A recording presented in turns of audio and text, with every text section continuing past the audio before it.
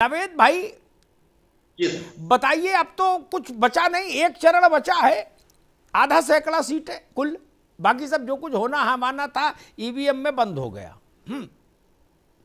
अभी तक का तखमीना क्या है, अभी तक का आंकड़ा क्या है जो आपको समझ में आ रहा है कि 202 किसके बटुए में, किसके खाते में? देखिए, सबसे पहले तो मैं आपको इस बात की बधाई दूंगा कि आपकी जो एक तीसरी आंख है, जो आपकी पत्रकारिता की ताकत है, आपने अमित शाह के मंच की डाइस की वो लाइन पकड़ ली जिसके पीछे सबसे बड़ी खबर छुपी हुई है, यानी रोजगार की बात।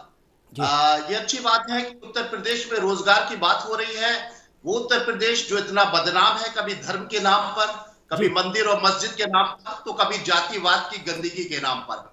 ये उत्तर प्रदेश में अगर आखिरी चरण में रोजगार की बात को आप डिस्प्ले किए हुए हैं अमित शाह जी, तो यही अपने आप में बहुत बड़ी खबर है कि एहसास हो गया है। इस कहानी के पीछे दो कहावतें बहुत मजेदार हैं।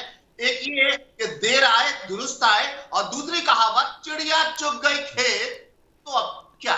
तो ये सच्चाई है कि अभी इतना लंबा चौड़ा इतने सारे चरणों में चुनाव हो गया, उसके बाद बहुत देर के बाद यह एहसास हुआ है कि उत्तर प्रदेश की जनता अब धर्म की कट्टरता और जातिवाद से ऊब चुकी है। वो किसी भी तरह उस जाल में नहीं फंस रही है, वो उस बहकावे में नहीं आ रही है, वो धर्म के इमोशन में नहीं फंस रही है, वो जाति की बिसात में नहीं फंस रही है। इस एहसास ने आखिरी चरण में रोजगार की बात कहलवा दी, रोजगार को डिस्प्ले यानी एक चस्पा करवा दिया। तो ये अपने आप में ये कहानी ये कह रही है कि जितने भी राजनीतिक दल लड़ाई में है वो दिशाहीन तरीके से चले। अब्बा जान से शुरू हुआ, जिन्नात 80, 90, 100 दुनिया भर के जो नाटक होते रहे, अब उनको पता चला कि हमारे उत्तर प्रदेश की जनता इस बात को स्वीकार नहीं कर रही है, और दोनों ही घबराए हुए हैं। भले बड़ी बड़ी बातें करें, जो एक बाइपोलर चुनाव हो रहा है, समाजवादी पार्टी और बीजेपी के बीच एक टक्कर कही जा रही है।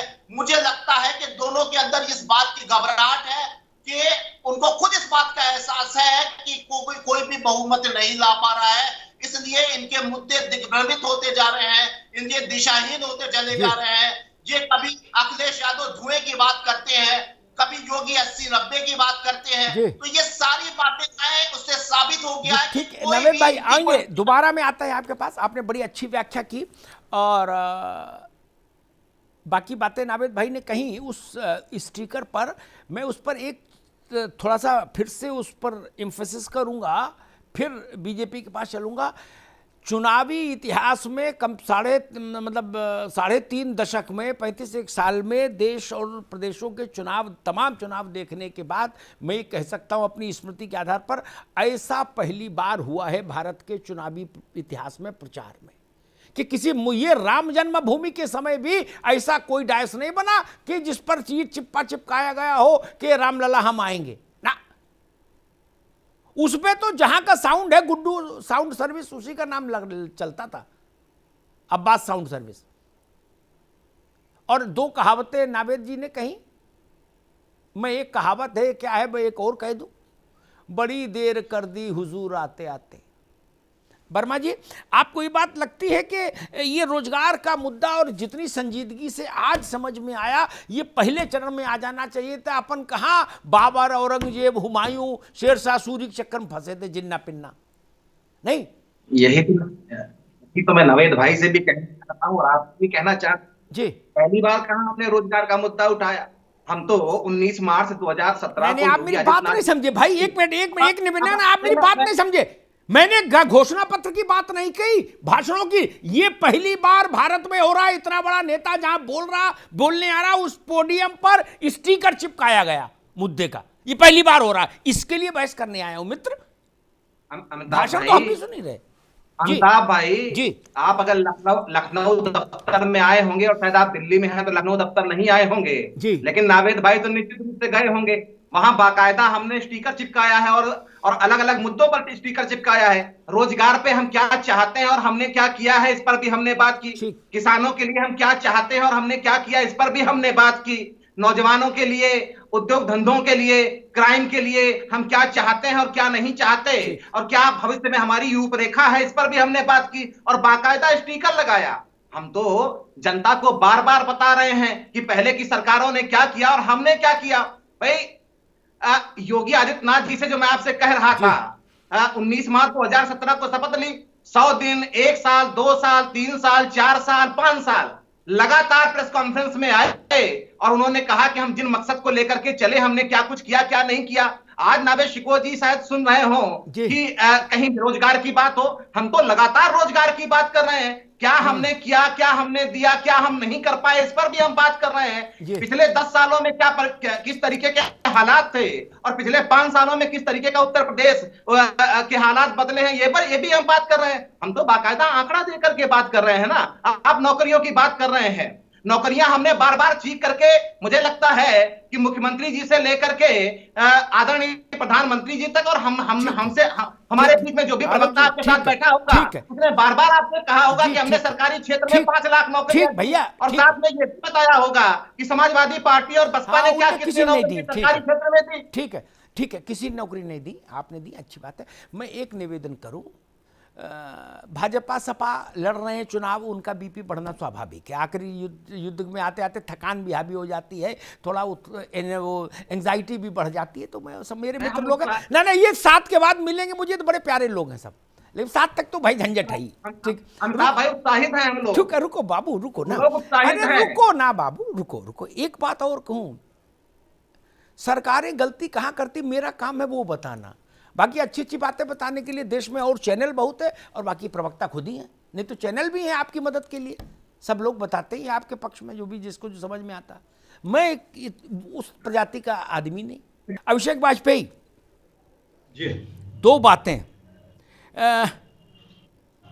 आपकी पार्टी को, अखिलेश यादव को शायद ये पहले समझ आ गया कि ये चुनाव जो है इसमें सबसे ज़्यादा परिणाम देने वाला रास्ता यही हो सकता है, इस रास्ते पे गाड़ी उतार दो।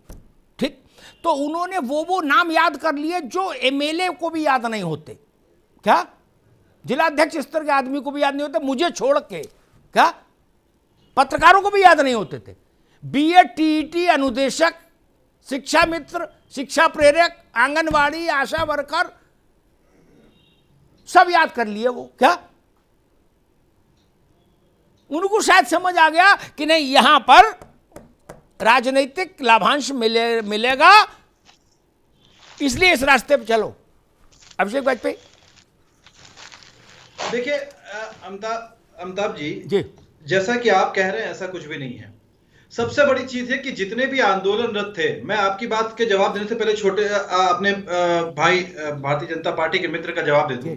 देखिए, इस स्टिकर का पोल ऐसे खुल रहा है, आप समझ सकते हैं कि बिना भेदभाव, जो टाइटल दिया हुआ है उसमें, तो आप समझ सकते हैं जिस समय कोरोना काल में लाखों लोगों ने अपने परिवारों के सदस्यों को खोया था, तो उस समय इनके शिक्षा मंत्री ने अपने ही परिवार के भाई का झूठा सर्टिफिकेट बनवा करके उसको नौकरी देने का काम कर रहे थे। ये इसका पहला उदाहरण है। दूसरी चीज, भारतीय रोजगार। तो भारतीय रोजगार की आप समझ सकते हैं, अगर इन्होंने बात कर रहे हो तो चुनाव के प्रथम दिन से लेकर के अब तक बात कर रहे होते। जब चुनाव होता है, जिस जगह पे चुनाव होता है, उसके हिसाब से ये अपना टाइटल लेकर के आते, ताकि चुनाव में और गर्मी पैदा की जा सके, लोगों को ज्यादा से ज्यादा बरगलाने का काम कर सके।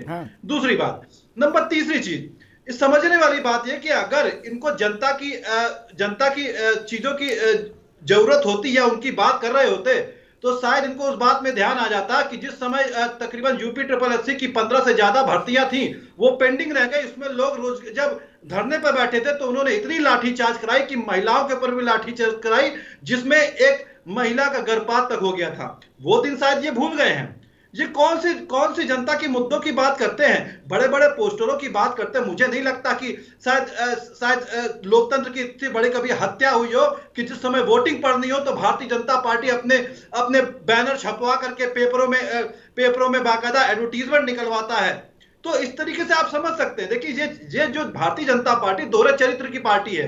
और जैसा कि अब आपका प्रश्न था, देखिए, आदरणीय अखिलेश यादव जी ने सभी लोगों की बात सुनी थी और सभी लोग जाकर के उनसे मिले थे, चाहे वो ग्राम प्रहरी के लोग हो, चाहे वो अनुदेशक के लोग हो, चाहे बीएड के लोग हो, चाहे शिक्षा मित्र हो, चाहे एम्बुलेंस सेवा के लोग हो।